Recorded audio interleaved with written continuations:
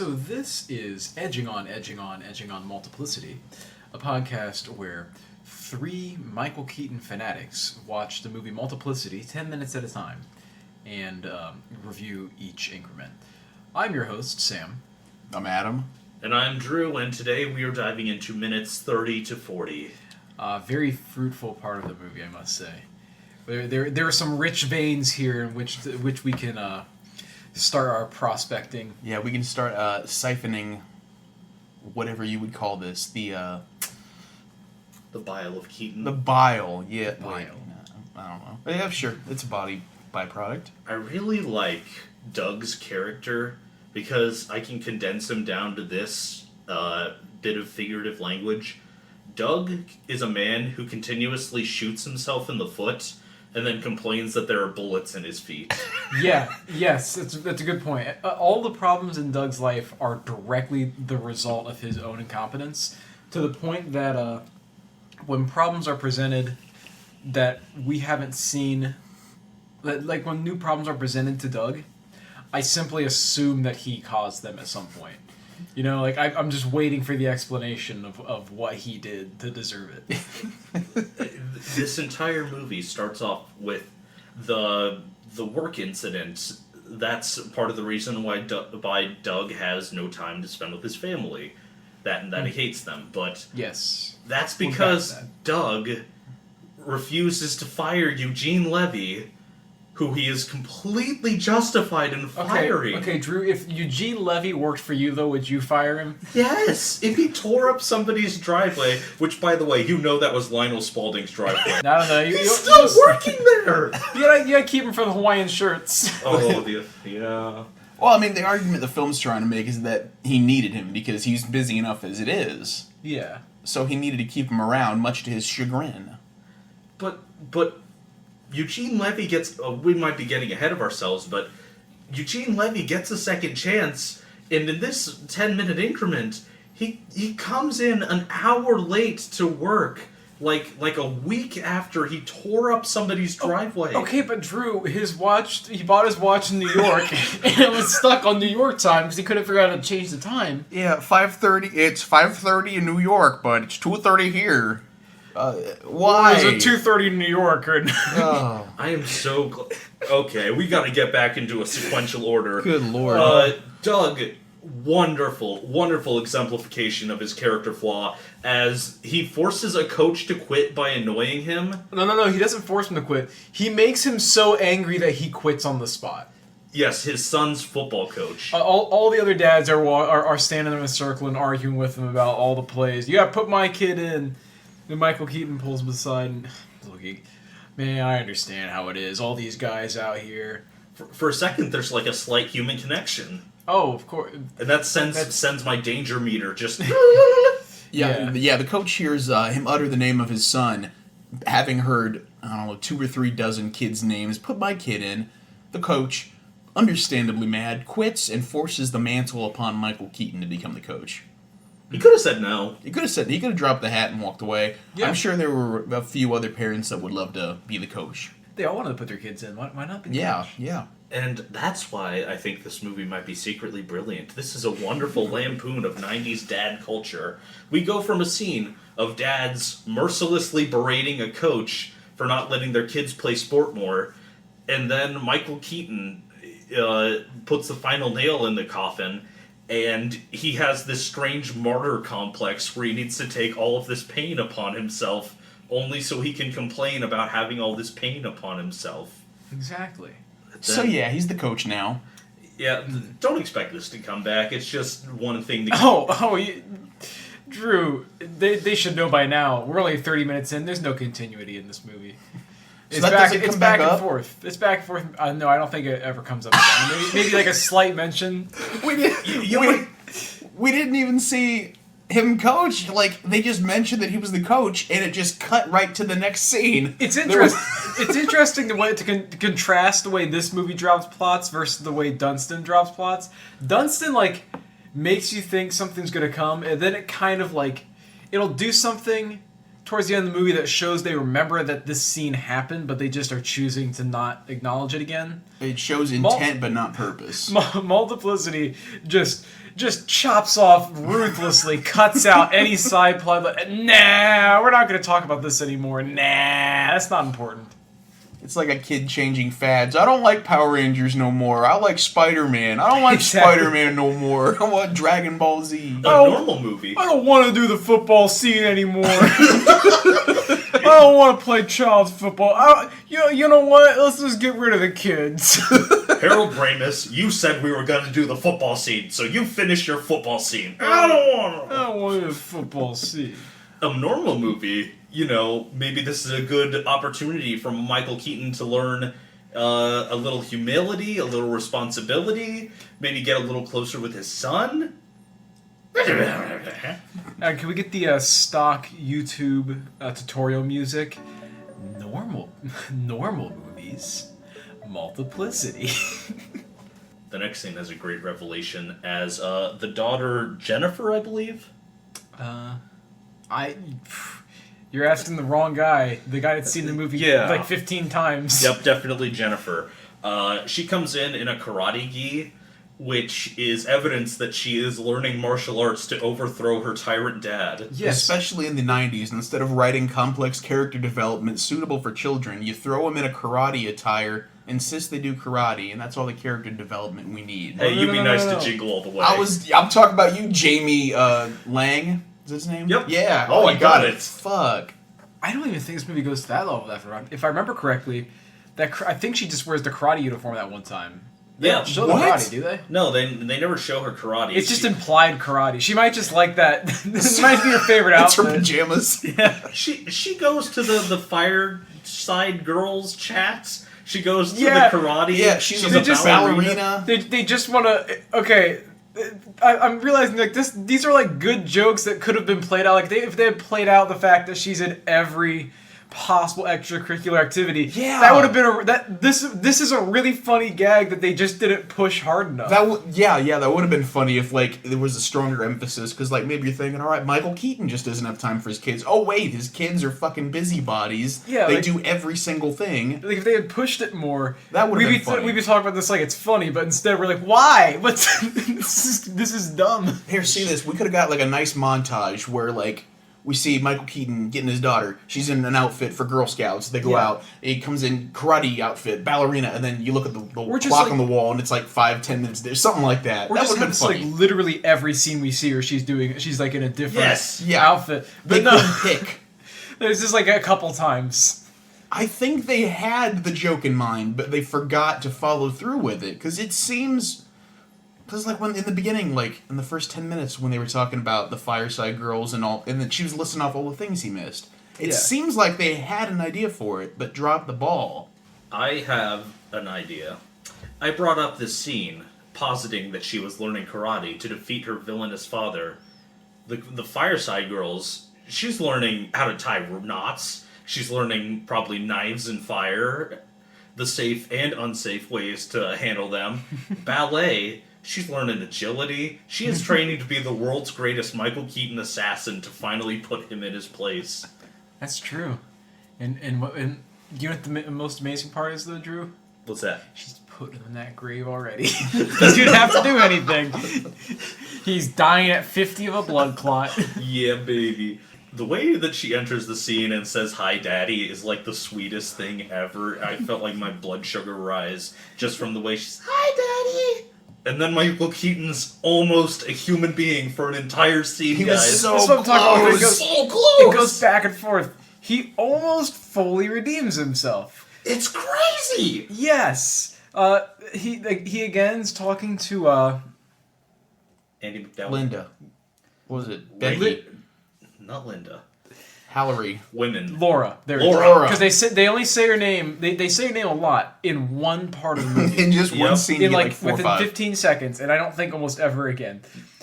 Laura approaches Doug again about getting a real estate job, and this time he does the thing that he should have done the first time. He's like, "Yeah, of course, get the job. I want you to get the job, and I'll take care of the kids so you have more time."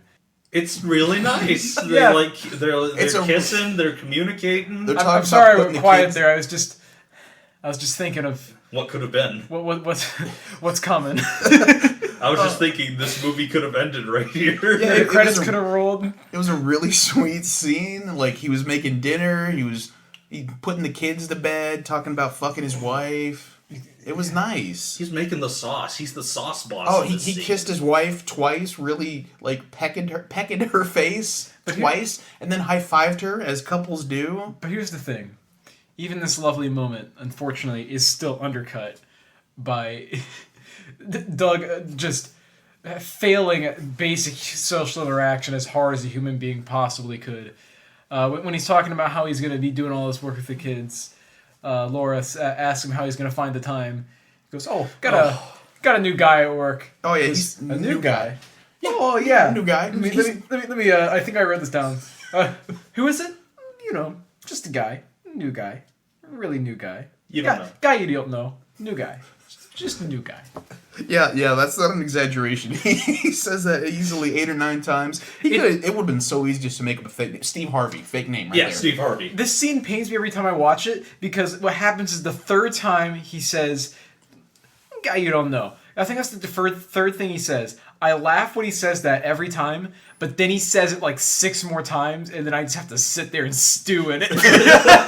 It makes you feel bad for laughing at it the first time. And of course, the next scene comes up, which takes place at the construction site of the Vista de Nada, which is Spanish for the Vista of Nothing. This movie feels like it should be more cartoony than it is. It feels like it's too straight-laced for the script. Like, if that makes sense. Yeah, like the gags are all really goofy, but they play it a bit too straight, maybe? Yeah, like the themes are so heavy-handed and like real-world stuff you wouldn't see in something so obnoxiously cartoony. Yeah. What is the Vista de Nada? Okay, is Dependable. Is that the name of the construction business? No, Del Lord's Construction. Dependable, which is Eugene Levy's contracting agency, is working for Del Lord. Oh, I love how it's spelled wrong, too. On the side of Eugene's Levy's truck, it says Dependible. Which is actually a good gag. It's genuinely it's funny. Character development. When they don't force jokes like that, it's fun. It's funny. Yeah. As most jokes go. Also funny in this scene are the extras, because I knew extras on a construction site would definitely have something funny to watch. And throughout much of this scene, we get a reverse shot of Eugene Levy and Michael Keaton talking.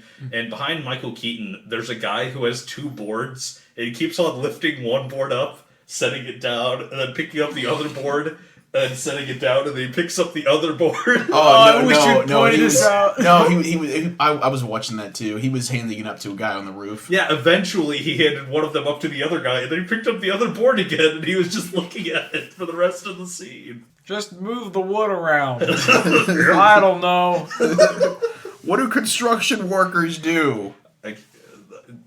I'm really glad for all these extras, because that's just so many more people who can say they were a part of Multiplicity, aside from the 4 Michael Keatons. Yeah. In a world full of Michael Keatons, it's nice to see the little people having something to do. Like Eugene Levy, who gets chopped in this scene. Yes. He gets cut down to size. He gets rightfully fired, but somehow it still hurts. Like, it's completely justified, but still you're like, you hate to see him go. And we get another lovely recall with the rage of Michael Keaton making a wonderful welcome return. As he throws Eugene Levy back into his truck and then, releases his parking brake to get him out of there as quickly as possible. That'll actually qualify as attempted. But his watch is on New York time. He didn't know. He was it's early. An honest mistake, boss. They try to make this seem like a horrible thing, because one of the unnamed construction workers says, "You realize he's got 34 kids, right?" Yeah. And 17 ex-wives. And then Alpha Keaton, who's on the job site, is just like, "The fuck do I care?" Alpha Keaton. Aggro Doug. What a hero. He does what needs to be done, and wimpy beta Doug that's back at the golf course at this moment, he doesn't have what it takes to be an alpha male in the modern world. Well, immediately after firing Eugene Levy, Aggro Doug receives a call from Laura On what? on his amazing giant brick cell phone. Oh, man. Seeing those just instantly date a fucking movie. It's incredible. I can watch an 80s movie and like the whole way through I'm like, oh yeah, cassette tapes, yeah. But for some reason that phone instantly like, oh. For whatever reason, it's phones, like, because you could see it's that specific phone too, because you could see like a wall phone, and you'd think, okay, yeah, that's cool. It's because people still like the other old stuff. Yeah, like you get like tube TVs, like, ha, yeah, I remember that. You get the cell phones, like, oh, fuck. Remember when those TVs had fat fucking butts? It's like when they have an old printer in a movie. You don't look at it fondly. It's like, you son of a bitch. Yeah. Fax machines too, to a point, because those pretty much died out like within a couple of years. Windows XP Lenovo ThinkPads. The other day I went to see my doctor and she brought out a Windows XP Lenovo ThinkPad and I went, oh no, this is my healthcare professional. Yeah, that shit is like 3 inches thick, man. It's weird seeing that because like, it gives you flashbacks to elementary school. Yeah. Those didn't even work 10 years ago. You can cut this if it isn't related enough. My dad took has an older BMW, like has an old BMW, and took it to the dealership to get it repaired one time. It's from '96, and they had to download a Windows X, like they had to download an old Windows version of their repair software to even interface with the car because it came from that, like 1996 was such an awful era of technology that's just like going to become woefully outdated, but will never be usable again in the future. Like, not only is it woefully outdated, but it's woefully outdated in such a way that makes it useless now. Yeah, like it's in a weird spot because it's outdated enough, like it's been so long enough that you could recognize something, but it's never with fond memories. You can still use like a Bell telephone from 1950. You cannot use any car phones. No car phones work anymore. You cannot use any technology from the 90s anymore. That's right. Like 90s, a 1950s PlayStation 2, you're going to be like, what the fuck is that? This is why only 90s kids remember. Because they have to. They don't have anything to remind them. 90s kids, Yeah. hashtag greatest generation. Well, there's always something there to remind me. The year of multiplicity. Exactly. So on his cancer brick of a phone, Doug gets a message from Andy McDowell who says that Doug has to pick up the kids from school, give his daughter a bath, put her in her ballerina outfit, Moose her hair, and then take her to the ballet studio for picture day. Which is quite a lot to throw on somebody this last minute. In Doug's defense, she said that in the beginning that this job would not interfere, that she would still be able to drop off the kids and pick them up from school. No, she said sometimes. Yeah. Did she really? Yeah, 'cause she said she can't always be around to do that. She'd expect him to do mom duties. Okay, then never mind. Keaton's still an asshole. Yeah, no, because he absolutely said to like, I can help with the kid. Don't worry about it. Yeah, after having done it one day. Yeah. Ugh, I'm pooped. Oh my god, so- I need a break and a burger on a golf course. And so yeah, she gives him this large list of things to do, and of course you have to must keep in mind who is this list being given to? Alpha Keaton. And what does Alpha Keaton know? Work. Sport. Gains. The grind. All he knows is the grind. He knows the hard knocks. So he calls back the original Michael Keaton, who is, he's taking time. He's gotten the clone so that he can spend more time with his wife and family. Yeah. Where is he, Adam? He's at the fucking golf course. And he's so close to having a good improv moment as he's teeing off, but then his phone rings right as he's about to swing the golf club, so it just falls out of his hands. I don't know if you've ever been golfing before, but like, it's really ridiculous to think that you could be so startled that you would actually throw a golf club just from like a phone ringing. It's kind of a ridiculous thought, but it's just for comedy purposes, so we'll let that slide. Wow, Adam, you're really picking this one apart. I have to. There was so little to talk about for this whole chunk. No, Why would This chicken cross whole the road? Why would a phone chicken call cross scene- the road? That's illogical. Ding. But Alpha Doug just completely sucks, as we would have expected, sending their bitch wife's instructions to Beta Doug. And he's like, yeah, you gotta pick up the kids. Washed her hair and didn't take a picture of him. To Beta Doug's credit, he does kind of get the right idea out of that. And so he runs away from the golf course, picks up his kids in this weird montage scene. Would you count that as a montage? The getting them ready montage? Yeah. I wouldn't call that a montage. Well, great line in there, though. Great line at the end, which we all laughed at, because just the delivery is so good. As Doug finishes dressing his daughter for the ballet recital, goodness. The tutu pulled like halfway up her body. She just looks completely ridiculous. He stands on the table and says, "Good, I like it." Which is solid delivery. He's so past done, but he's still putting on a manically brave face. Yes. It's very good for Keaton. Yeah, especially having to force tights on a child, too. This is Michael Keaton at his best. Michael Keaton, you've done it again.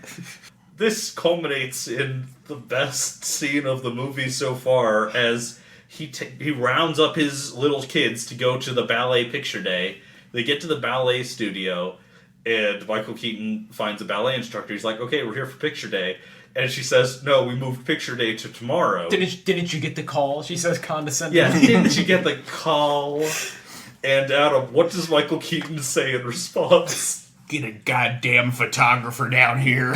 Right now. Yeah, he goes full, let me speak to your manager mode. He wants immediate satisfaction. He had to put on his Sunday best, come down to this ballet school, dragging his son behind him by the freaking wrist, dragging him into the studio. He was golfing. He was so in the zone with his golfing. He has one of those clubs you can piss into, so he doesn't even have to get off the green. He's that in the zone. One of the clubs you can piss into. Hey, you ever seen the commercial for the golf club with the handle that top unscrews so you can pee into it? Have you guys never seen this? Really? No. It's like the most infamous infomercial of all time. Jamie, pull it up. For everyone listening, Sam is continuing to dole out bullshit like a snake oil salesman in a medieval town. Come on, the incredible pissing golf club. You can piss in it and no one will know. And then you have a wonderful drink for later. I don't know how to Google this. I'm just going to search golf club to pee in. That's a wonderful album. The Euro Club, a portable urinal cleverly disguised as a golf club. I mean, you're not supposed to actually golf with it. The idea is you keep it in your golf bag, and then when you gotta pee, you just take the golf club out. They have like a flap you can put on. I'm not making this up. I'm gonna show you guys the picture. It can't possibly be that discreet, though. It's not. It's not discreet. I don't know. Oh my god! This man is either pissing into a golf club or fucking a golf club fleshlight. There's two options here, and if there isn't a fleshlight golf club, it might as well make it. It's coming now. God damn! I don't know if anybody's ever seen a golf course, but it tends to be a lot of clear, flat space. Which means that from a half mile away, you can probably see someone pissing into his golf club. In the trees again. Well, I guess I'll go get... No, you guys stay here. I'll get it. I'll go get it. Do you have to take your golf club? Oh, yeah, just behind the trees. Just this particular one. Your golf club's leaking. It's the new fluid head. You're right. Why is your... Look, it looks like your golf club's leaking white fluid. Oh, grab the wrong club. God. Oh. What? I need the putter. That's the driver. He was putting it all right. Oh, that's the most disgusting segment we've ever done. So you can definitely say... if you're taking that fleshlight golf club, you actually say you're practicing your putts. Oh, man, that's good. Yeah, that was good, brother. Because of putts... Yeah. This is the most... Can we just say this is the most technically impressive episode of the podcast? So far. Our writing's been on point. Oh, yeah. We've been focused and we've been informative as well. We need to pay our writers more. We do. And then the kids try to make Michael Keaton kill himself. Yes. I wanted to point this out. I almost... Like, as soon as the scene ended, I wanted to just scream this. They wrote that song for the movie. Do you ever think about that? Someone had to write this song. The most annoying, like, parody of a children's song is playing in the background. That's what I thought it was. I thought it was just, like, ambiance from the TV left on or something. But you can tell it's made for the movie because it fits the scene. Like, it ends with, like, yeah, it's clearly made for the movie. It's just, like, nonsense lyrics.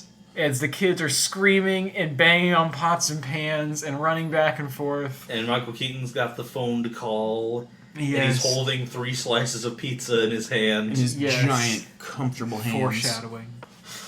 I started a little sweat when Sam looked at me and said that. I think I know that there's a pizza thing later. Aha. Cracked the code. There's a pizza guy. That, or there's a phone call later. A phone call about pizza?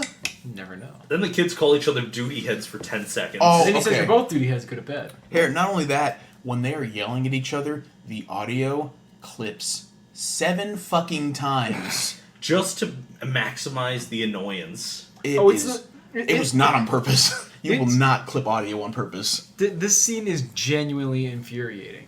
Oh, this is definitely the weakest technical scene so far. There's This one scene- redeeming thing though. What's that? is the line on the phone call. Is how Michael Keaton gets out of the phone call. He says, I gotta go, my daughter's choking on a spoon. Oh, yeah. Oh, it's just a little teaspoon. That was just a teaspoon. That's not a big deal. Oh, don't worry, it's just a teaspoon. That's some actual improv. Good job, Keaton. Yes. Oh, dang it. What was it? Oh, yeah. This entire scene is the equivalent of a Simpsons episode that's about Marge being unhappy with her domestic life. It's just everybody being uncharacteristically evil. Yes. I should clone myself. Marge, there are so many of you. Yeah, let's get a nice echo effect. It's more Patty.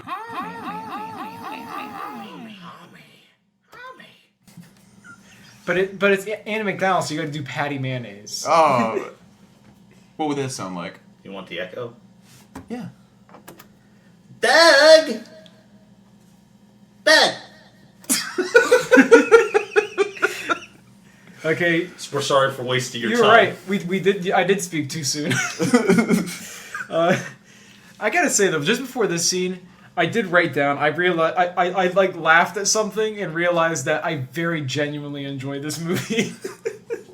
I don't know what's happened to me, what's wrong with me at this point. Like, it's but not- I very genuinely enjoy this movie. It's enjoyable. It's not bad. It's creative and it's unique. Like I could unironically say Multiplicity is my favorite movie.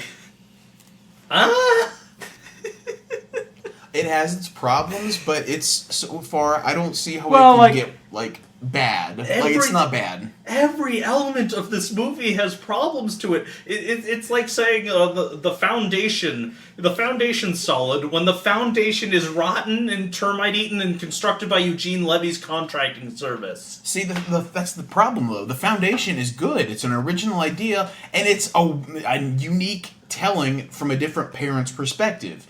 And I imagine there's going to be a life lesson learned at the end of this. I guess you're all right. You do have a good point. You actually probably do like Double Down better. Yes, of course. What is Double Down? Fateful Findings, though, everyone knows the superior brain.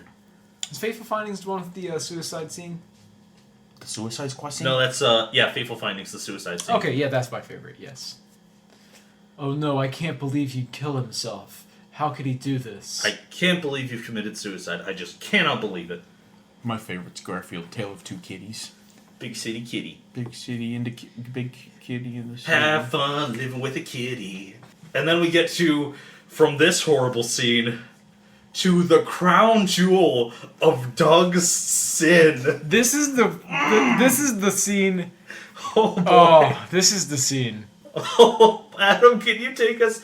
Try to get broad and then really focus in.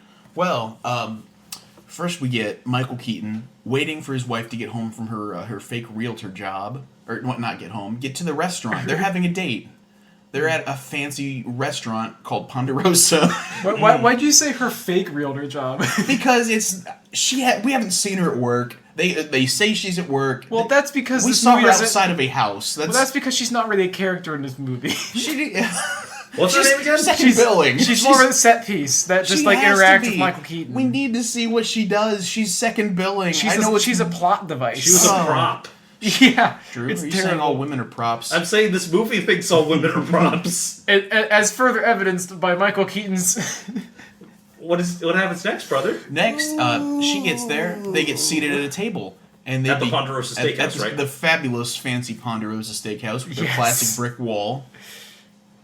And then, yeah, much like our studio space, Yes. we could be in a Ponderosa. If only. Especially Especially with the Gundam models and the Neon Genesis Evangelion poster. I would love to be in a Ponderosa with the three of you. Do you think the empty Ponderosa? Oh no! Oh, they turned that empty Ponderosa into a Frisch's Big Boys. Ew. Aw, man, because I was gonna say that would have been a great building to buy and use as an office.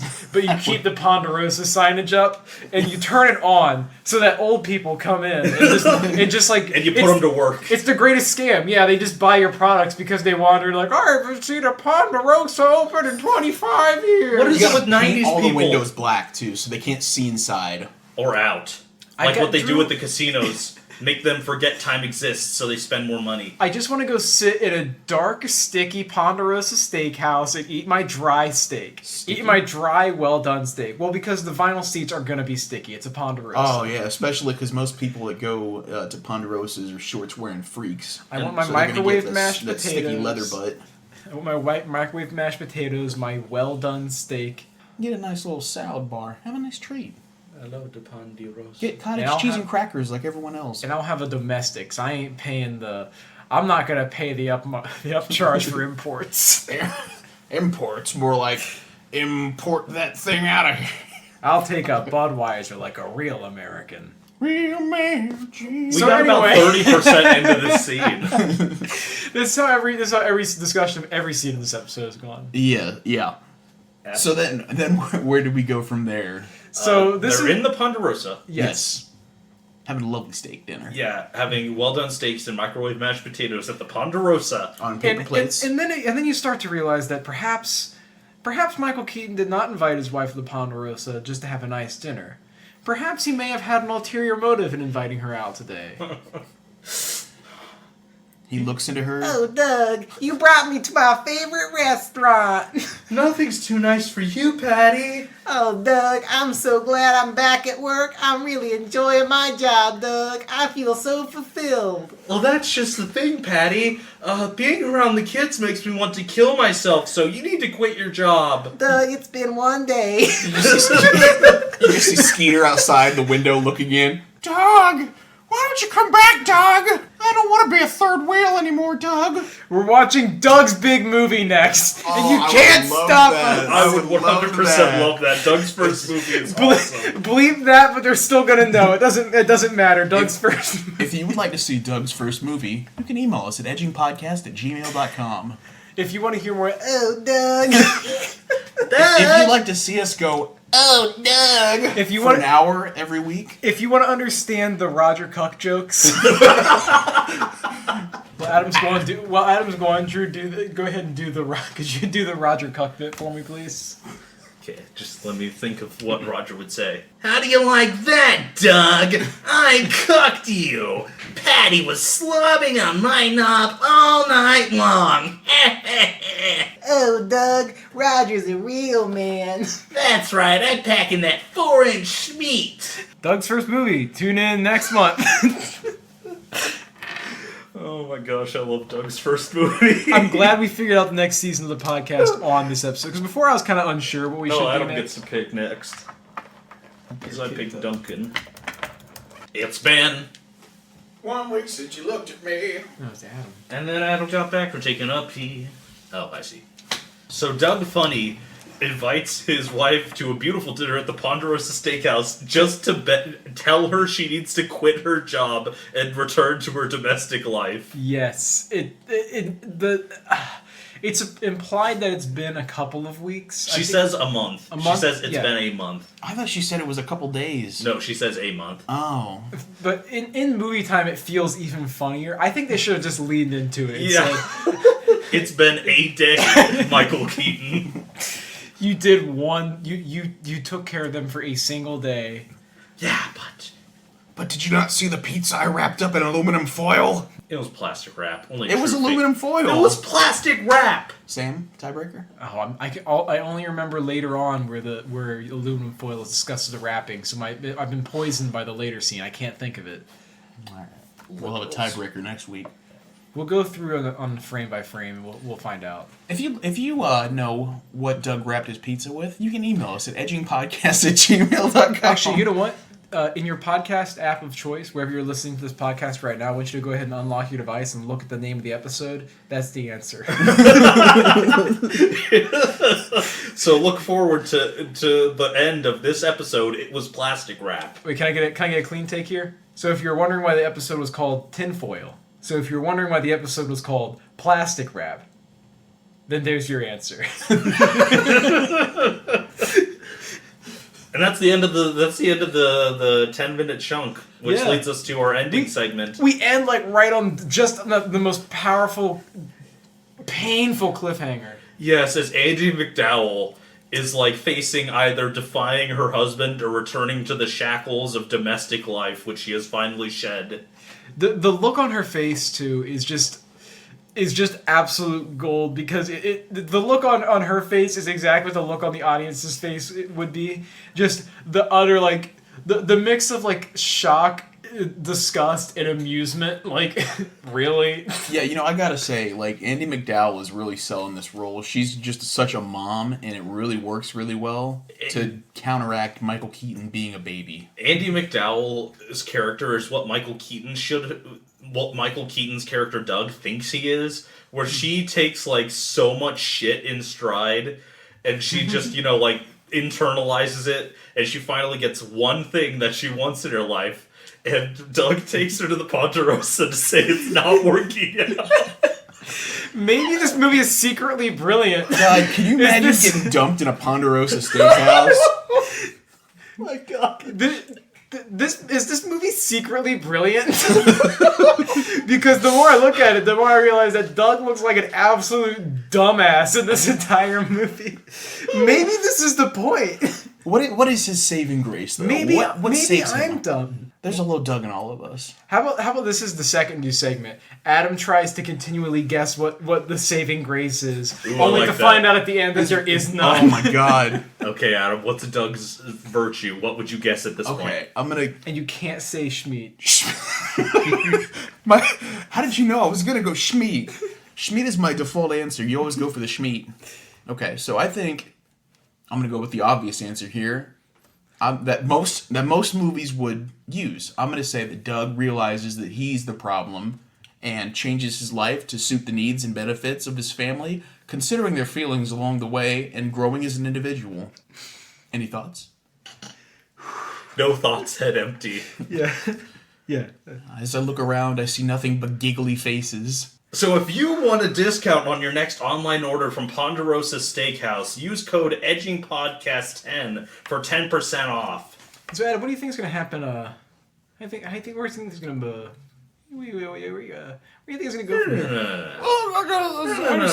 I'd like to say that and then we're gonna go.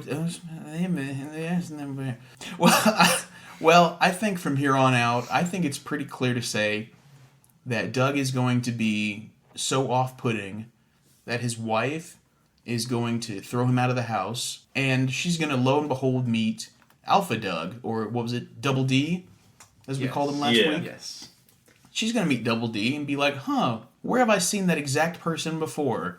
She's going to fall in love with Double D because he's everything that original flavor, original recipe Doug always wanted to be. And there's going to be a lovely It's a Wonderful Life scene where he's going to realize, Mr. Potter, it's Chris. No, that wasn't Mr. Potter. That was the whole message behind It's a Wonderful Life. It's Yeah, Christmas. Merry Christmas, Mr. It's Christmas, Mr. Potter. Mr. Potter's first name is Harry in that movie, by the way. No, it's not. Yeah, it's Harold Potter. There's nothing sacred. No. Ponderosa Steakhouse, baked potato, well done steak, extra sort of side of green beans. 3 clones. Get the salad bar for a $2.99 upcharge. Everybody loves a salad bar. Yeah. You gotta keep nice and trim for when Michael Keaton comes to berate you. You know, at Ponderosa, they keep that sneeze guard nice and clean. They're going through their Windex and that bad boy every 10 minutes. They change the sneezes every day. That was good, brother. Yeah. The changing of the sneeze guard. There's a bugle playing in the background.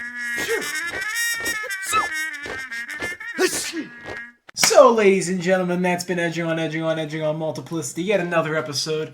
I hope you enjoyed. Can't wait to see you next week when we continue watching this absolute classic, underrated gem of a film.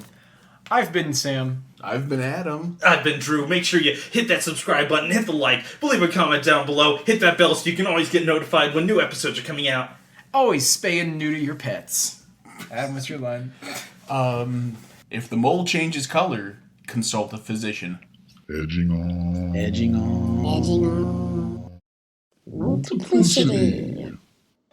That was Edging on Multiplicity, a podcast where three brainless clones discuss multiplicity 10 minutes at a time. You can email us at edgingpodcast@gmail.com.